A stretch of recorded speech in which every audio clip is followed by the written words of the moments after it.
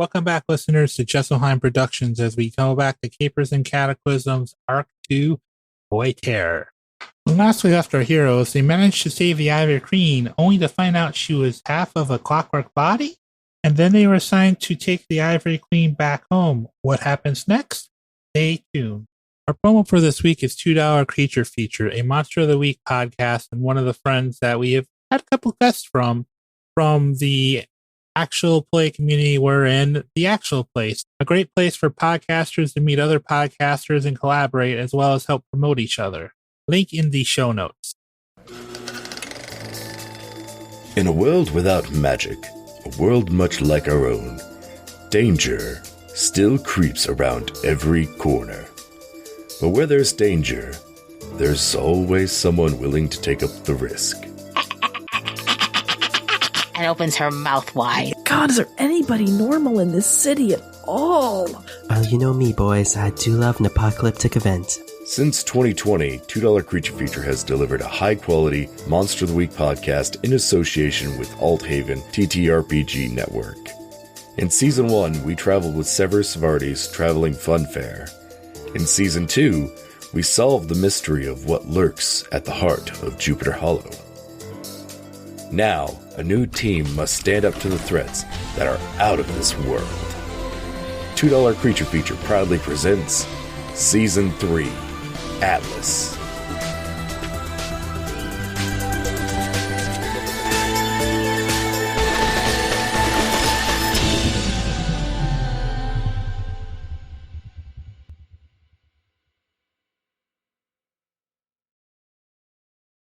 If you enjoyed our shows, you should also be checking out the network we're a part of, the Fun Installers Network, whose promo will be playing next, and then we'll be on to the show. We interrupt this program to bring you a special news bulletin. On the frontier of the internet is a new website being constructed called FuninstallersNetwork.com, where they install fun directly into your brain, where they do collaborations with other creators, such as video game reviews, podcast episodes, art galleries, and they even do little game master tips for you who like tabletop role-playing games. So make sure to go over to FuninstallersNetwork.com and tell them that this really cool radio guy sent ya. Now back to your regularly scheduled program, whatever it may be.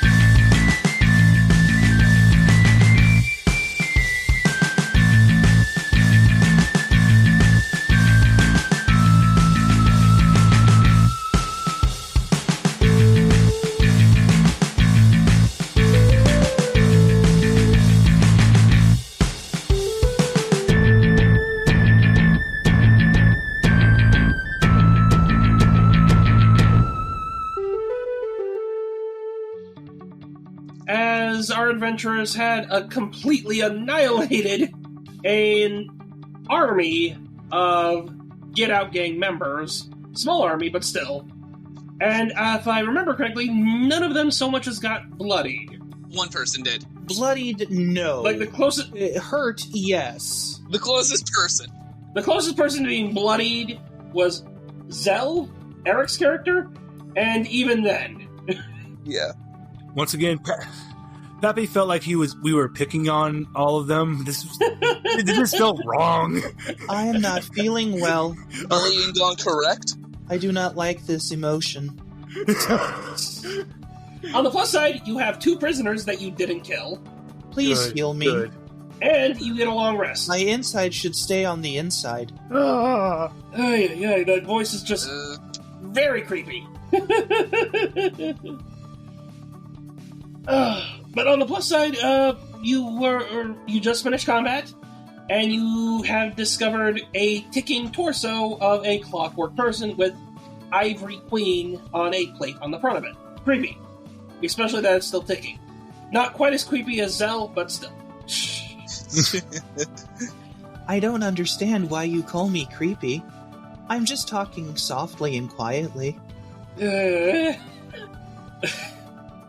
why you have that knife in your hand. Is that a sickle? This isn't a knife, it's a sickle. That makes it worse. Pappy has a stick and he's poking the torso. That does make it work. He's just poking it. It just. What is this sorcery? Yeah. I do not trust it. Okay.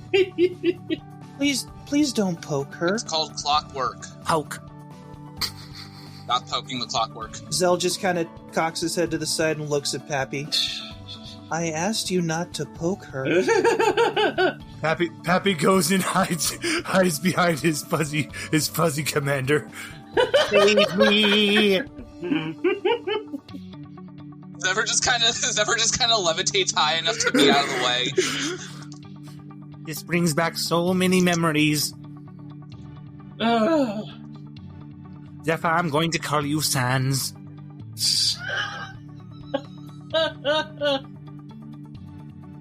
Anyway. Fuzz hands Happy his shovel and just continues to drive. Yes, because you now are in control of the wagon that was originally stolen, that had the clockwork, the Ivory Queen, inside of it. Well, part of her, at least from what you can tell. You probably had to hook up the horses over to it from the original cart, and then maybe hook the other cart to the back of this one? I don't know, unless you just wanted to leave it there. I will say we've tied the prisoners to the cart sides of the cart upside down. Wow. To make it fair. No. There's actually a reasoning for this. Fuzz suggested this because it makes it very in their best interest to stay tied. Ah, yeah. Because if they untie themselves, they're going to fall headfirst in the moving road. I like to think Pappy prepared one other trap as well. He tied like a piece of rope to their underwear. So the minute they try to get loose, they get the worst atomic wedgie that they have ever experienced in their lives. So they're at least the knoll that you didn't... So is this like a war crime now? I feel like we're at the point where this is now a war crime. How is that a war crime? This is unnecessary torture. I was going to say something about dignity for enemy combatants. Yeah. Oh. I live with my decision. However, 1, we are not at war, and 2, these are bandits, and 3, we're not soldiers for the kingdom, we're independent contractors, adventurers. Yes, you work for the Interplanar Guild of Adventures! Yes, that. Before I could even make Okay. I'm going to play that all that was in character, and this is going to be Pappy.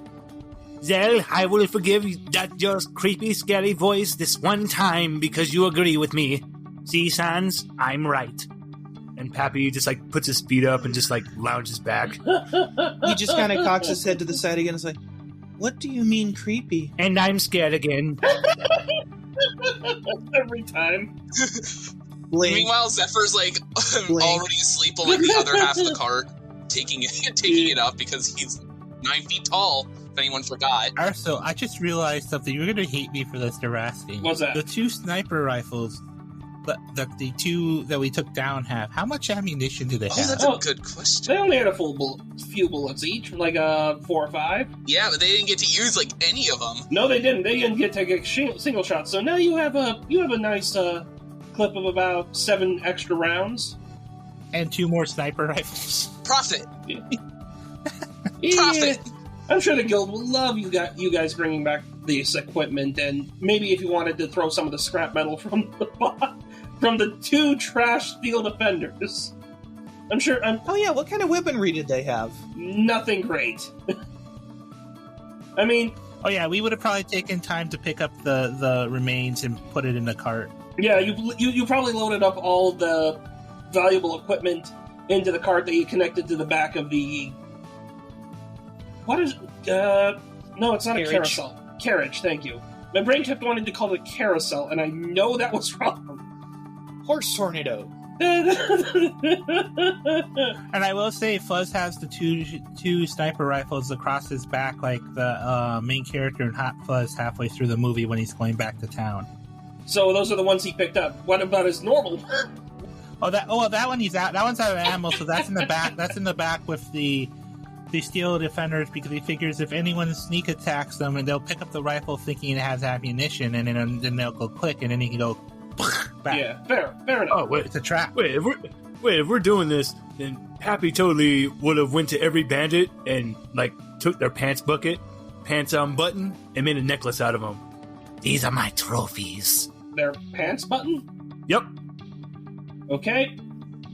he has a little necklace made with them. Does that include the 2 that you didn't kill? Yep. Poor Red Eye and random unnamed no. They have been defeated, so their pants buttons are forfeit. That must be. I'm going to pretend that was in character as well. All right.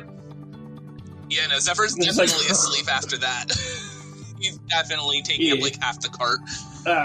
Well, yeah, he's lucky he can sleep anywhere. Like he can sleep on top of the top of the carriage or the cart in the back with the steel defenders. Yeah, he has options. Oh, you see, Pappy's going to deliver this to the guildmaster. They will be so impressed with me. And with the trophy I've brought them. Okay, I have one last question. Okay. Yes. So, since this is a gang, did any of them have sunglasses in their pants? No. Damn it. This Get Out gang did not have sunglasses. I apologize. What about normal glasses? The closest thing to any kind of glasses was Red Eye's goggles, and that was one normal glass lens and a literal, like the other one was like red zoom lens, like to focus. What are those called? The ability to focus. Yeah, magnifying. Magnifying? Lens. But it was red in color for some reason because he's Red Eye. Okay, then Fuzz would have taken those All right. as a trophy. Hey, wait. That reminds me. He's an artificer. Yeah. That reminds me. He's an artificer. Did anybody figure out where his infusions are? Apparently he wasted... he's not a straight-up artificer, clearly, because he had 2 steel defenders, which probably means, if I was going by mechanics-wise, he traded all of his infusions for a second steel defender. If that makes sense. Or could he possibly have been an inventor Golems? Something like that. Or, hell, maybe he did. Maybe other members of the gang far away from him have his other infusions. Okay. Because if he gives it to people... He definitely has some kind of artisan tool on him, though. That was a part of the equipment. That's his spellcasting. His toolkit. I love how the Suicide Squad first mission, we didn't raid anybody. What does that toolkit qualify as? Like Tinker's tools or what? I said Tinker's tools. Okay. I'm gonna take that. 2 questions, and then Nobody we can wants move on, because I'm pretty sure we don't have much time. 1, can I get some healing? You're getting a long rest in the travel, so you're gonna be everyone's gonna be back to full. Okay. Because this is not the variant rule of slow healing. All right. 2, is there perhaps something pointy I can salvage off of one of the steel defenders? Like maybe a leg or... Oh yeah, you can take one of their legs. Yeah. Okay. You can take one of their legs. Though you won't be able to do the force damage with it, it'd just be slashing. That's fine. So it's basically equivalent of a short sword, I'd say. Ooh. For flavor, can we say that Fuzz helped remove it by using a limb shot from his deeds as a gunslinger? Oh, good grief. If that's what you want. I do. Alright. I mean, they were already pretty much trashed after, everything. Alright, any more questions before we continue? Nope. Alright. So, your final instructions from Larissa, because you contacted her and let her know what happened. She's still dealing with the mysterious giant gray dome over half of Grey Anchor. Huh. Kind of ironic. I didn't actually consider that I made it a gray bubble in Grey Anchor. Anyway, somebody did that on purpose. Anyway, so your final orders were to report to the Ivory King what had happened. So, would the 10 points I have go away after the long rest? Yes. Okay, just making sure. Temporary points go away, but your normal health is back to max. Excellent. And all your long rest things are reset too. So spell slots, everything's back to full. Woohoo! You guys take turns driving and sleeping overnight because it takes all night to get there. But... Well, I mean, we have an inactive state for 4 hours. I was going to say we're all constructs. Yeah. We don't need to sleep, but that's not entirely true. Yeah, well, but you take shifts doing that, I meant. Yeah, you take shifts doing that. Because each of you, so there's always at least someone on guard and driving. Mm-hmm. At some point in the middle of the night, the gnoll yelps because it did try to get out of its bindings. And suffered the consequences of Pappy's trap. You were warned not to do that. Yeah. they stop after that. And as the sun is starting to break over the horizon, you have left the forest for a little while now, more plains areas, and approaching some more mountainous area to the south. You see the glints of tall walls as the city of... I want to make sure I got this right. I wrote this down, and I have a bad memory. Yeah, okay, I did call it. Clackaranga, come into view. Massive... and as the sun comes up, it glints off the walls of some great bronze color as this massive fortress of a city... You approach it. Just massive bronze walls, battle damaged in ways that bronze shouldn't normally be able to withstand, clearly. Zephyr, you would notice, some of the battle damage is quite old on the walls of this great city. And, some oddities, some of the spears are just pure black. And, they're a solid material. They are, physical material, but, just solid black in color. And as you approach the gates... which are closed currently, a mighty gate, there is no one on the wall. You don't see anybody. You approach the outside of these massive gates. This massive closed drawbridge. Well, not drawbridge, the portcullis and gate. There we go. What do you do? I think Zell would have been just sitting in the driver's seat, just still, staring blankly ahead. He's still in stealth mode, got it. Yeah, I mean, it makes sense. Yeah, you don't know what you're getting into. Exactly. Oh, no. Oh, yes. Pappy jumps up onto his seat and proclaims, I demand you open the door for the great hero Pappy and his companions. Okay, roll me a persuasion. Alright, come here, Spinner. Oh, no. Okay, so that was only my sheet. Persuasion. Oh, thank you, God. It's an 11. The walls are unmoved by your proclamation. Can I give a help action by firing my shotgun in the air? Either way. As much as I love the silliness, he did say no one is on the walls, so there's no one to hear. Not even Zephyr sees anyone, and Zephyr has a passive perception of 19. If Zephyr is awake. Yeah. Pappy thought this If Zephyr's awake? No, he's not. Pappy thought this was a magic door where you have to yell at it. I mean, if there was a magic door, Zephyr would actually know that. Even while asleep, he would know that, because that's arcane insight. Oh, that's cool. I didn't know he had that. Thank you for letting me know for the future. Alright. Yeah, no, he's Feyforged. He's Feyforged. Due to Fey nature, Feyforged gain advantage on Arcana and are able to naturally sense hubs of magic akin to a paladin's ability to sense evil. Oh, okay, then you would have felt magical energy coming off the Ivory Queen, which is probably makes sense considering it was still ticking. Yeah. So, Right.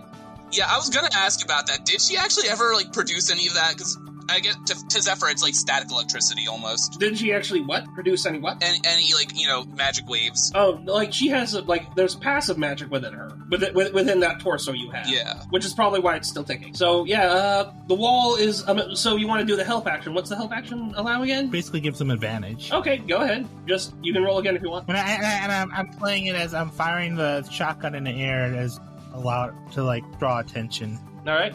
I motion to Pappy to try again, and then I also point up to the top. I go up and I lift him up to help. Okay, well that'll be 22 then. You hear nothing at first. You do hear, but after a moment you hear some tinks and tanks, little metal sounds, and then you see a small pair of hands grasp the top of the wall and pull a little head looking over, and you see what's to be a gnomish head. It's like, what do you want? He yells down. We've come to see the Great Wizard of Oz. What? I swear if he starts speaking French, I'm throwing something at him. Reporting a successful rescue of the Ivory Queen, sir. You have the Queen? She's with you? Yes. Well, part of her. Sort of. Just a minute. With the city offline, I have to manually open. It'll be a minute. And then he drops from view.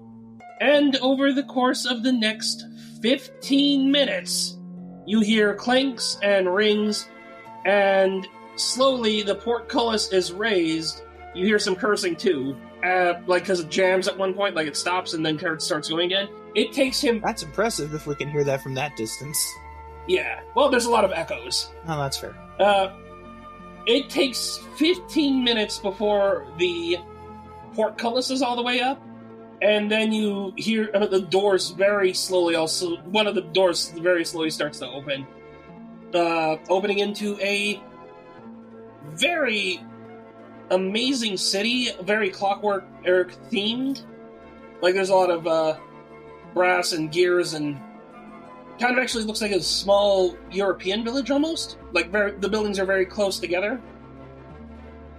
You know what I'm kind of talking about here? Yeah. Mm-hmm. And the roads are very interesting because they're a weird mixture pattern of black and white squares that are alternating. So like a chessboard. So, chessboard. Yeah, kinda. Glad me and Eric are on the same page. I'm just waiting for the little Clockwork dolls to start singing about Duloc. Oh, this is not Duloc. Oh, thank you, God. Or for pawns. Or pawns. Just I was going to tell you right now, if that would have happened, Pappy would have summoned his suit, and he would have did his signature move on that.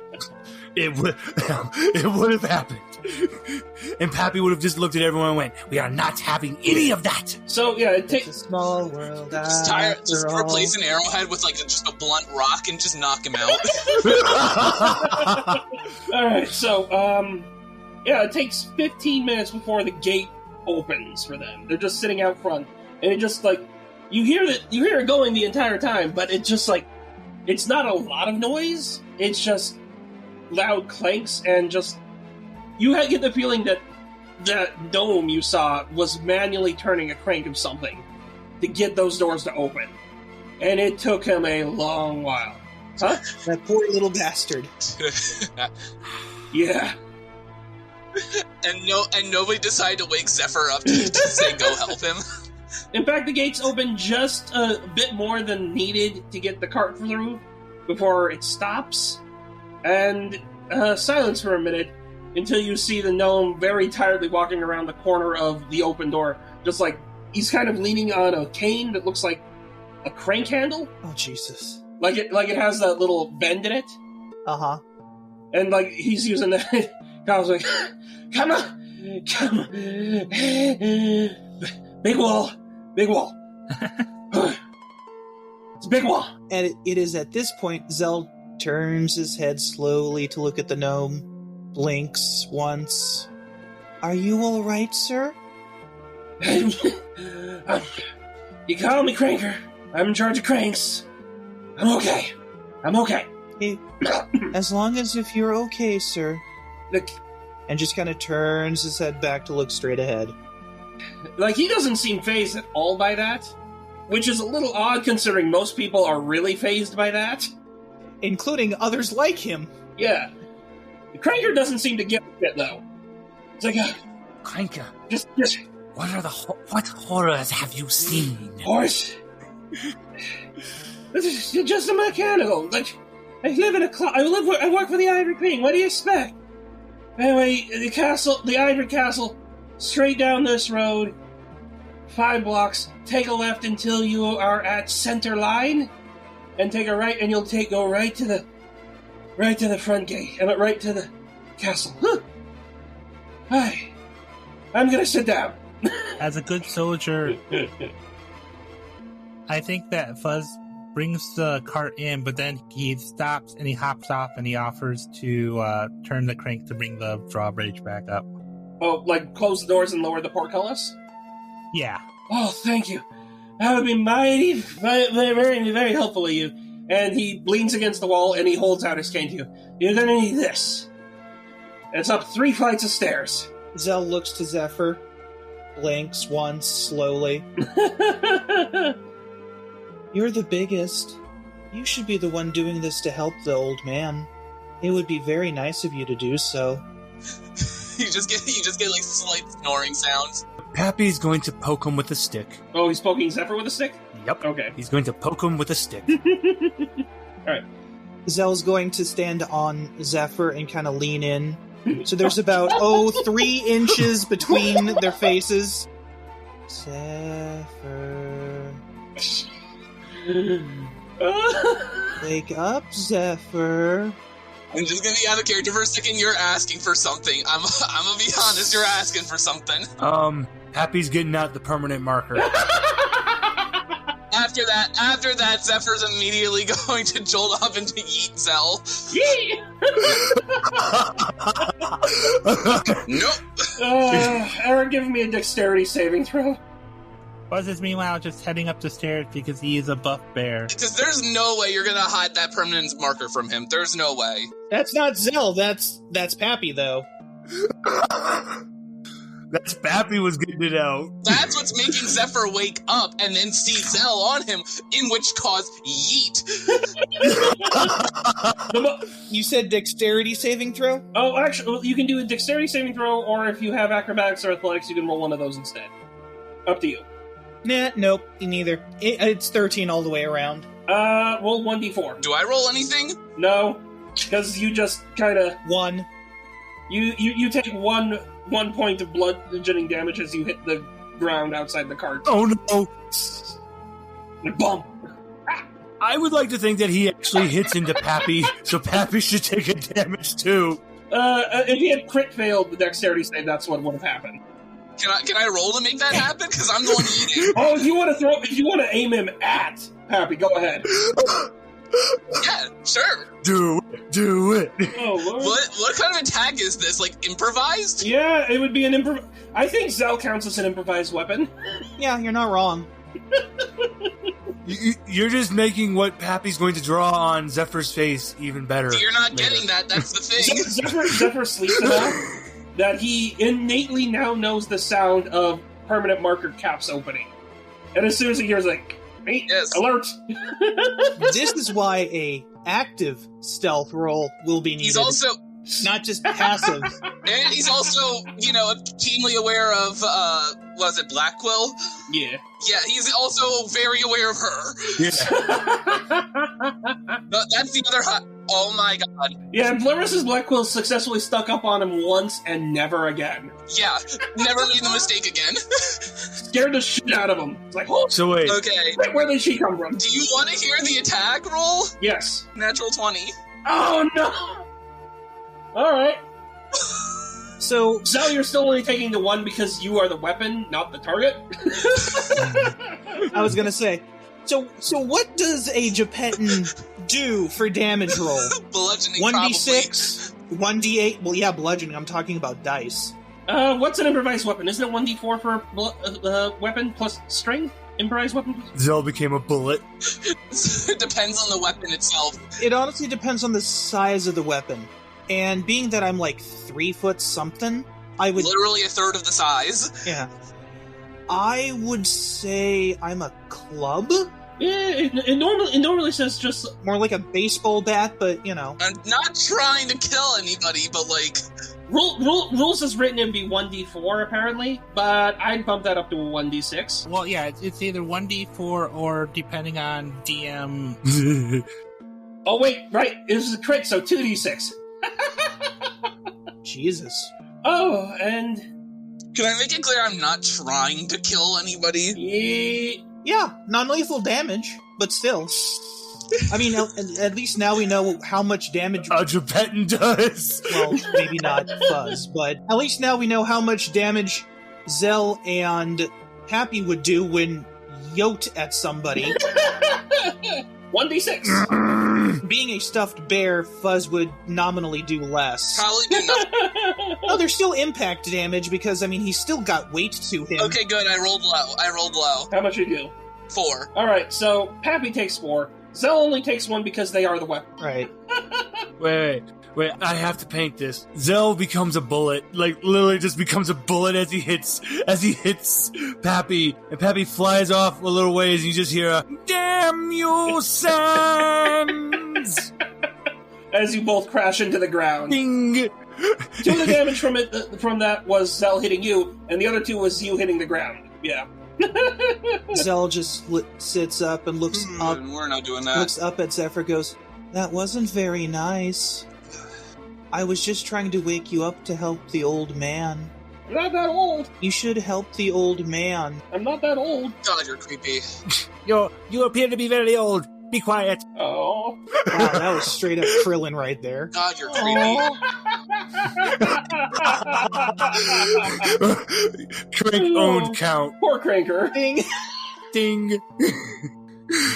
Wait. What did you say was the other one that Zephyr's always on the lookout for? Blackwell. Lady Blackwell. Blackwell?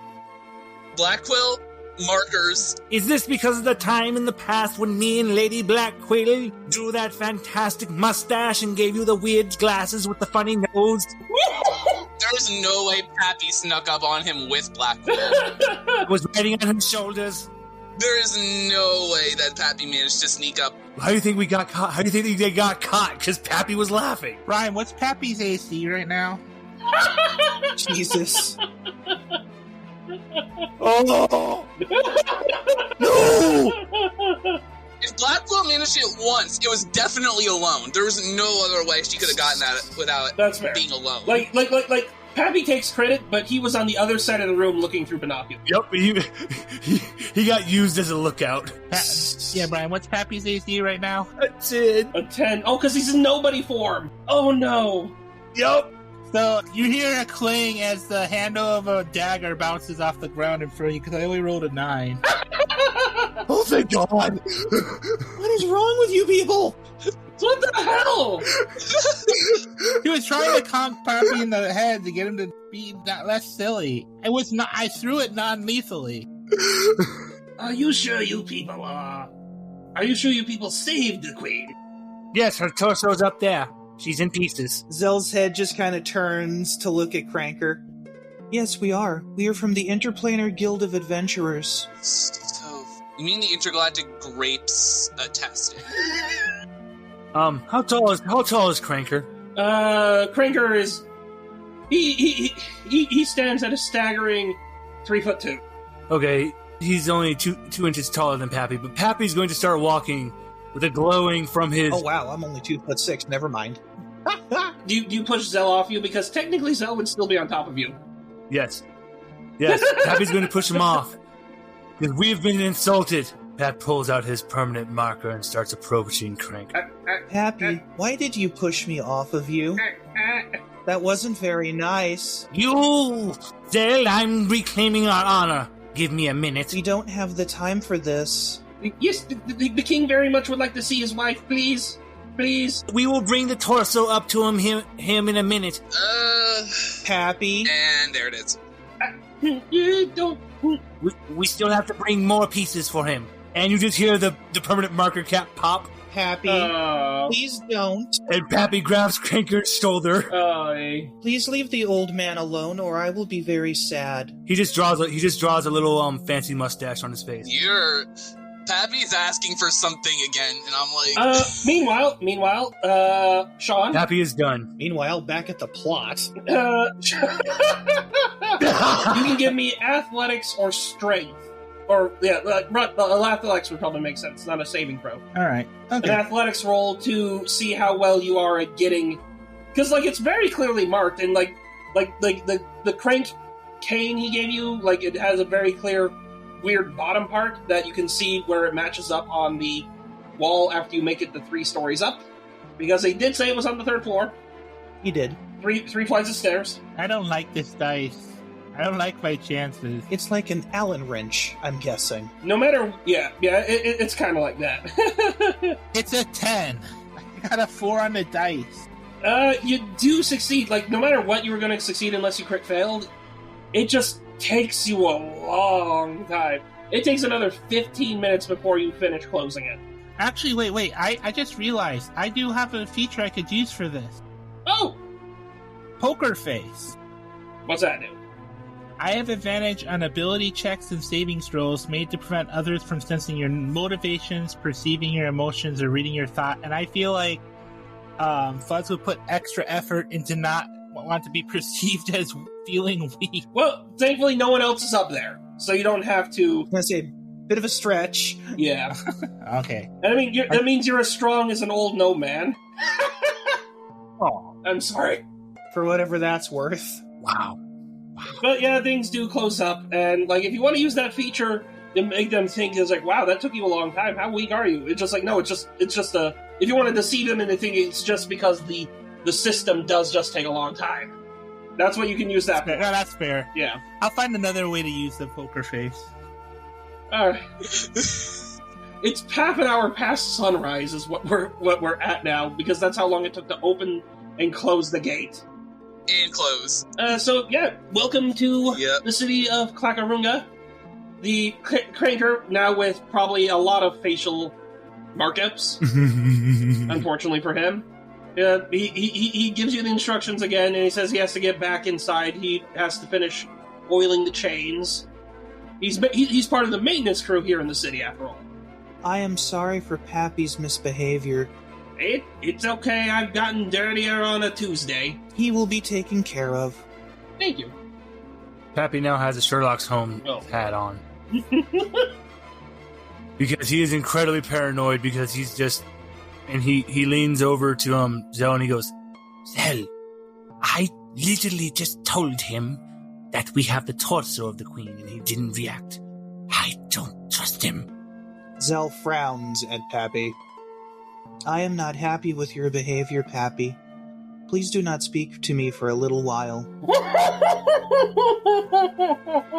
Pappy pulls out a magnifying glass and starts investigating. Alright, are you doing it from the cart? He ain't doing nothing. It's like literally just him just walking by the cart with a magnifying glass on dirt. Alright. See, he doesn't see anything. So, as you guys do finally start heading into the city, I assume you do. You don't just keep bothering Cranker, I assume. Yeah, we go into the city. Okay. We do have a mission to fulfill, yes. The city is beautiful, it's immaculate, has a lot of neat gear stuff, and it is utterly silent. Pappy's distrust is growing by the second, guys. I guess I'll also point out, I did, for the long rest, I did the Whispers of the Dead ability. I took Tinker's Tools. Okay, so you can use the Tinker's Tools for the timing. Okay. Yes, and I have knowledge related to said tinkering. Yeah, there's a lot of gear work in this place, and it looks like when this place is active, it is really loud. Somebody dead told me. Because, somebody dead told me how this stuff works. And I'm the creepy one, folks. Yeah. That's how it works. So yeah, the city is just dead silent for the most part. As you go down the first bit of road, and then you turn, you're going down another one. And while you're going down this one, Zephyr, you would hear a bit of a ringing sound. From where? Which direction? Just coming from one of the houses up ahead. It looks like the house is a giant cuckoo clock. Oh. You just keep hearing a bunch of quiet rings coming from within. Have you ever heard a tambourine just be shaking a little bit? Like that little bit of... Or, reindeer. Like the sleigh bell ring. Oh yeah, just a rhythmic, gentle cling, cling, cling, cling. Yeah, cling, cling, cling, cling, cling, yeah. Fuzz looks up at this, and he looks over at Pappy, goes, Pappy, you ever think maybe that's all that was taken? I mean, look up there. You never see a full-body cuckoo clock. Since it's coming from a house, can I, look in a window? Yeah. Do you want to do first story, second story? Because it is a 2-story cuckoo clock house. I can do either. I have a fly speed. I know. I'll start with first floor. I like cuckoo clocks. The birds make me smile. Okay, sorry. If Pappy could change a shade of color, he would be turning fucking whiter at the moment. He just slowly turns to Fuzz, and he just goes, Fuzz, I believe we're in a trap. Okay, so I did hear your line from Zell, Eric. I fucking loved it. Anyway, back to Zephyr, just because he did something. Start with first floor. First floor, you don't see anything in there, and you do hear the bells a bit clearer, and it sounds like it's coming from the second story. Fly up. Inside, you see another gnome working away, and his suit is covered in little bells. Okay. Yeah, and that makes sense. He's working on actually what looks like a larger bell for this cuckoo clock house. Like he's like just tightening some bolts. Curiosity is satisfied. And while he's doing that, he notices something changing with the reflections, and he turns to the window, and then he screams. I'm gone already. No, he saw you moving. Oh. I know, yeah. Damn, how high is his passive perception? High enough, but like you didn't actively roll stealth. You didn't actively roll stealth. And remember, this city has been silent and still. That's true. So any movement would be eye-catching. Got a point. There's a bit of a yell, and then you hear ringing and falling, and he basically fell down the stairs. Kind of lean back and start laughing. What did you do, Zephyr? I mean, depends on how far away you guys are, because if your cart's still moving, Zephyr definitely flew away. He did go look. Happy's Zephyr senses are going off. He knows what you're doing. Zephyr's just gonna kind of fly back. He could feel what you just did. Okay. So I'm guessing you guys didn't stop the cart? I guess that would be up to Fuzz, because Fuzz is the one that has the land vehicle skill, right? Yeah, I would stop the cart in front of it when I said what I said. So yeah, you all probably would have very clearly heard the person falling down the stairs. Like, it'd just be like, ring, ring, ring, ring, ring, ring. Ring, scream, dum, dum, dum, dum, dum. It's like, ow! Buzz is gonna rush on in. Why did you scare the person, Zephyr? That's not very nice. It's unintentional, but funny outcome. I don't think it's very funny. Why do you think it's funny, Zephyr? Did you hear the ringing? And he's just looking at Zephyr, waiting for an answer to his question. And meanwhile, Fuzz was running inside, you said, right? Oh, God. Yep, he's rushing on in. Pappy is crying. No, it's not locked. The door is actually ajar. Is the door even locked? Yeah. Oh. And you find a gnome just trying to... Pappy's bawling. Pappy's crying? Yep. He's just... This is gonna go bad. Fuzz, you find another gnome in a bell outfit. Like, just outfit covered in bells. Another... And he has some tools on, too. Just working on getting himself up and brushing himself off. Like, who are you? What are you doing here? What happened? You just see he just sees a teddy bear stop and then raises his paw up to its bucket hat and goggles and salutes and goes, Lieutenant Fuzz Parsec from the Intercomplainer Guild of Adventurers. We're returning the, I think I got the voice wrong. Yeah. You're missing the gravelly bit to it, but yeah, right. You're good. We have secured, I think, the Ivory Queen from the getaway gang and have returned them for repair? I don't know. It's just the Queen? Oh, you have the... Oh, thank goodness. Can I see her? Yes, sir. There's just a torso, sir. It's in the wagon. Oh, yes, that's it. That's how she left. He says as he walks by Fuzz. Fuzz also seems unfazed by the bare nature of him. I mean, given where these guys live, it kind of makes sense that they're used to not normal people, right? Automatons. Wait, even if he's in a leather armor and trench coat with multiple sniper rifles strapped on his back, he's seen some weird stuff.